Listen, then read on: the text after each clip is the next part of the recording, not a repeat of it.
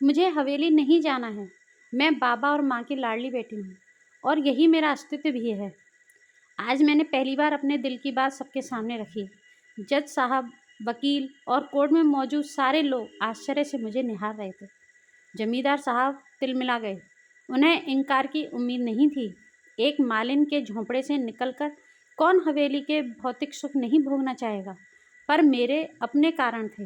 नाराजगी भरे स्वर में वो बोले, तुम हमारी बेटी हो, हमारा हक है तुम पर, तुम्हें हमारे घर चलना ही होगा।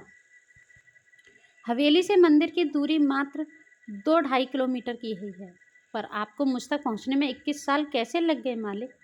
मैंने व्यंग्यात्मक लहजे में पूछा तो जमींदार साहब बंगले झांकने लगे। उनके वकील ने मुझे समझाने की कोशिश की, बेटा बीती बातें भूलकर नई शुरुआत करो। आज तुम्हारे असली माता पिता तुम्हारी जिम्मेदारी लेना चाहते हैं। वो तुम्हारी शादी ऐसी शानो शौकत से करेंगे कि आसपास के सैकड़ों एकड़ में चर्चा का विषय बन जाएगी। एक माली मालिन तुम्हें क्या सुख दे सकते हैं? दोनों में कैसी बराबरी? हाँ वकील साहब, बराबरी तो कर भी नहीं सकते मालिक। मेरे माँ बाबा की अपना तन काटकर मुझे पाला पोसा है दोनों ने। मेरी पढ़ाई पूरी कराने के लिए अपने फूलों की दुकान भी बेच दी और अब घर से ही मंदिर के श्रृंगार तैयार करके बेचते हैं। मुझे जन्म किसी ने भी दिया हो, मेरी ज़िंदगी तो माँ बाबा ने ही बनाई है। मैं अपने माँ बाबा को छोड़कर कहीं नहीं जाने वाली हूँ। मैंने दृढ़ता से कहा तो जमींदार साहब आपे से बाहर हो गए। जिंदा छोड़ दिया तुझे, यही क्या कम एहसान किया तुझ पर? हमारे खानदान में तो लड़की जन्मते ही मार देने की प्रथा है, पर मैं नहीं मार सका। घर से लेकर तो निकला, पर मंदिर की सीढ़ियों पर छोड़ दिया।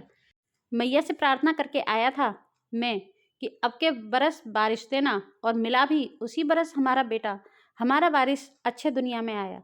आज मैं अपने किए पर पश्चाताप करना चाहता हूँ। तुम्हें झोंपड़ी से उठाकर महल में ले जाना चाहता हूँ तो नखरे दिखा रही हो। तुम्हें तो उसी दिन मार दिया होता। जमींदार साहब यह भी भूल गए कि कोर्ट में खड़े हैं। मार दिया होता तो आज आपके बेटे के लिए बोन मेरो डोनेट कौन करता मालिक? मुझे अच्छे से पता है कि आज 21 साल बाद परिष्कृत बेटी को खोज क्यों की गई और उसकी कस्टडी के लिए आप क्यों हाथ पैर मार रहे हैं। पर आप जानते नहीं हैं, मैं भी लॉ की स्टूडेंट हूँ, सारे नियम कायदे जानती हूँ। आप मेरी मर्जी के बिना मेरी परछाई भी नहीं पा सकते हैं। मेरा भी आत्मनियंत्रण जवाब देने लगा। बाबा आकर मेरी पीठ सहलाने लगे। बिटिया, मैंने बाबा को तसल्ली दी, घबराओ मत बाबा, आपके और माँ के दिए संस्कार मैं भूली नहीं हूँ। इनके वारिस को बचाने में जितनी बन पड़ेगी मैं मदद करूँगी, पर बेटी मैं आप दोनों की ही रहूँगी। मुझे ना तो हवेली में रहने की लालसा है और ना ही इनके नाम और शोहरत की चाह। कह दीजिए इनसे अपना केस वापस लें और हमें हमारी दुनिया में जीने दें।